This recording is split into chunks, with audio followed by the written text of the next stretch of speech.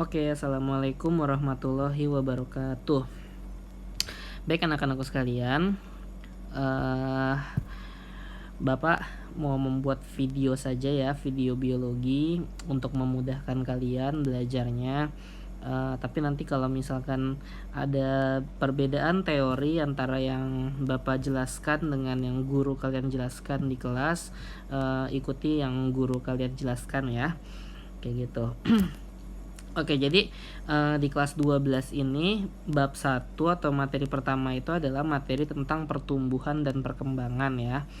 Nah, jadi Pak, apa sih bedanya pertumbuhan dan perkembangan itu? Jadi kalau misalnya pertumbuhan itu sendiri adalah ya contohnya kayak kita aja gitu ya, kayak kita aja nih dari masih kecil gitu ya.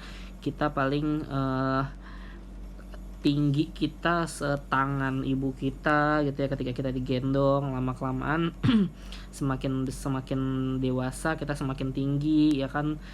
Badan kita yang tadinya mungkin tingginya cuman 100 cm, lama-lama sekarang udah 170 cm kayak gitu. Jadi semakin bertambah panjang atau bertambah tinggi kayak gitu ya. Biasanya indikatornya itu semakin bertambah tinggi. Kalau pada tumbuhan juga sama ya, yang tadinya tumbuhan itu cuman biji saja kayak gitu kan, lama kelamaan dia bijinya bisa menghasilkan calon batang gitu ya, kemudian batangnya bisa menghasilkan daun, lama-lama pohonnya makin tinggi kayak gitu ya, bahkan sampai nutupin rumah, sampai udah serumah tingginya gitu ya.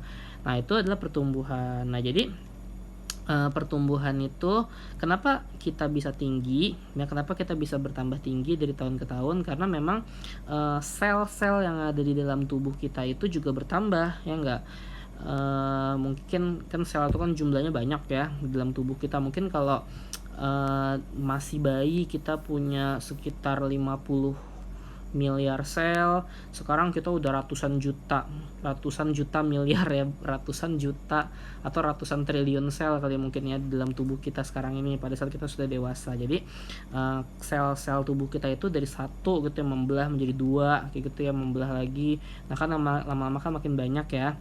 Nah, jadi pertumbuhan itu definisinya adalah proses bertambahnya gitu ya, proses bertambahnya jumlah sel ya di dalam tubuh makhluk hidup.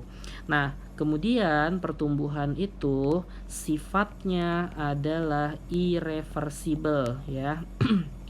Sifatnya adalah irreversible. Apa maksudnya irreversible? Irreversible itu tidak bisa balik lagi.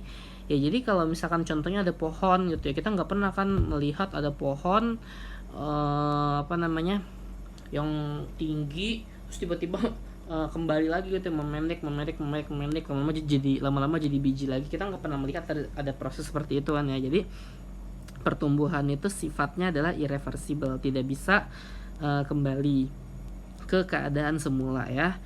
Nah, berbeda dengan perkembangan. Kalau perkembangan itu contohnya apa ya, misalkan ya kayak kita aja gitu, manusia lama kelamaan yang tadinya kita makan masih disuapin ya kan, mandi masih dimandiin sama ibu kita sama ayah kita gitu ya. Lama kelamaan udah nggak mau lagi, udah malu kan makan disuapin, lama-lama malu, lama-lama udah nggak mau lagi tidur sama orang tua, lama-lama mandi udah mau mandi sendiri ya kan. Lama kelamaan berpikirnya sudah, yang tadinya main kejar-kejaran tuh masih keren ya menurut kita dulu pas masih kecil, sekarang aduh udah nggak zaman nih main kejar-kejaran lagi gitu ya. Sekarang apa-apa udah malu gitu kan, udah bisa berpikir dewasa kayak gitu. Nah, jadi itulah perkembangan. Atau mungkin kalau secara fisik kita tahu bahwa kalau laki-laki sudah mengalami masa pubertas ya kan, sudah mengalami yang namanya mimpi basah, sudah tumbuh kumisan, jenggotan gitu ya, sudah tumbuh jakun, sudah tumbuh rambut di mana-mana ya, rambut ketiak gitu ya, rambut kaki, rambut kemaluan dan lain-lain sebagainya. Nah, itu adalah cewek-cewek mungkin sudah menstruasi gitu ya. Nah, itu adalah perkembangan tuh kayak gitu. Atau kalau pada tumbuhan contohnya apa? Misalkan yang tadinya kita nanam pohon mangga nih ya, kita nanam pohon mangga, lama-kelamaan mangganya berbuah kayak gitu. Kalau pertumbuhan kan pohon mangganya nambah tinggi. Nah, ini lama-lama mangganya itu sudah mulai berfungsi gitu ya. Yang pohon mangga berfungsinya berarti dia menghasilkan mangga. Pohon apel berarti berfungsinya menghasilkan apel kayak gitu ya.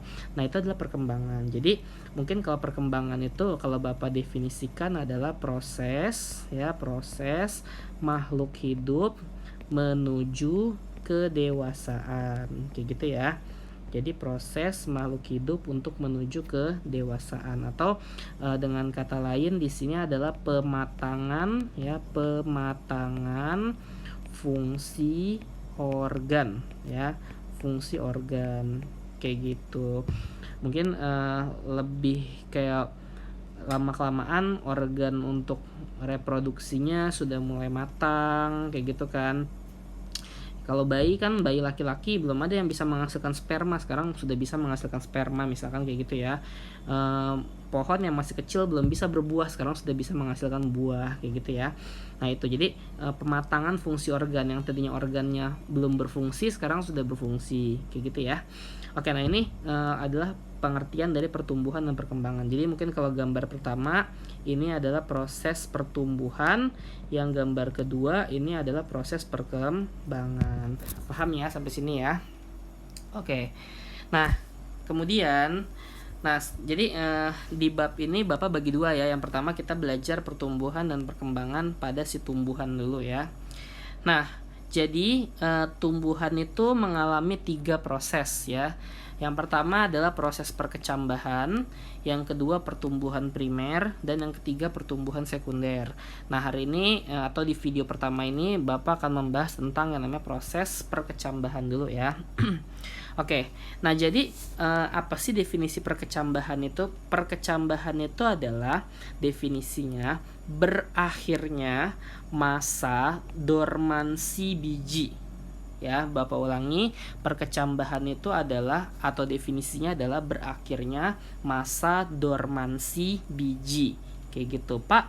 Apa sih yang dimaksud dengan dormansi? Dormansi itu adalah masa tidak aktif ya, masa tidak aktif atau masa inaktifnya si biji. Kayak gitu. Jadi bisa Bapak katakan biji itu tuh sebenarnya suatu bibit gitu ya yang siap untuk tumbuh, tapi dia perlu dibangunin dulu. Istilahnya dia tuh kayak, kalau mungkin kamu pernah dengar cerita dongeng tentang putri tidur ya, kayak gitu. Dia tuh baru bisa bangun ketika sudah dicium sama si pangeran misalkan kayak gitu.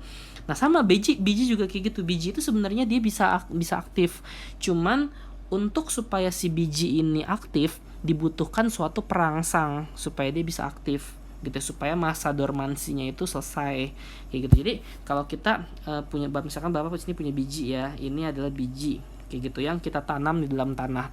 Biji kalau kita tanam di dalam tanah itu nggak akan pernah bisa tumbuh. Nah, supaya bisa tumbuh kita siram kan pakai yang namanya air kayak gitu. Jadi zat yang bisa merangsang aktifnya si biji atau berakhirnya masa dormansi si biji adalah air. Nah, pada saat si air itu kita siram ke tanah terus kena ke si biji, ini akan terjadi proses yang namanya imbibisi. Ya, imbibisi itu adalah proses di mana si airnya itu masuk ke dalam si bijinya. Paham ya sampai sini ya? Nah, pada saat air imbibisi ke dalam biji, dia mengaktifkan suatu hormon, yaitu hormon giberelin, ya, hormon giberelin. Nah, dimana kalau hormon giberelin ini sudah aktif, ya, hormon giberelin ini sudah aktif, dia juga akan mengaktifkan 3 enzim. Yang pertama adalah enzim protease, ya. Kemudian enzim lipase dan enzim amilase. Ini sudah kita pelajari ya di kelas 11 ya, waktu sistem pencernaan. Nah, jadi Bapak ulangi ya, setelah air mengalami imbibisi, dia mengaktifkan yang namanya hormon giberelin. Lalu hormon giberelin ini akan mengaktifkan 3 enzim, protease, lipase, dan amilase. Protease awalnya aja sudah prot ya, berarti dia mengaktifkan yang namanya protein. Mencerna yang namanya atau memecah yang namanya protein. Lipase ya, berarti dia memecah yang namanya lipid. Amilase memecah yang namanya amilum atau karbohidrat. Nah, jadi ketika ketiga enzim ini sudah aktif ya, dia akan memecah yang namanya cadangan makanan kayak gitu.